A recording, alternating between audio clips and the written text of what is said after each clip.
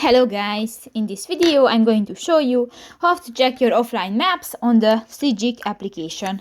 But first of all, I just want to mention, please don't forget to subscribe to our channel, because at 100,000 subscribers we are going to show you our YouTube revenue statistics and growth strategy, how to make money online. So let's jump into it. First of all, open the application on your device.